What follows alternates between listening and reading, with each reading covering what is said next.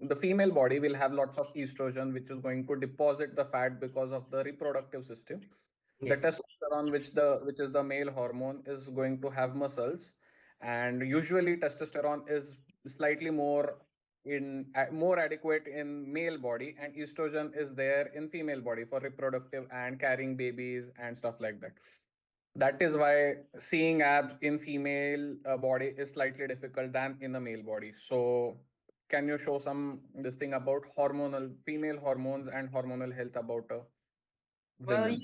you said it well. Female body tends to hold more fat than the male.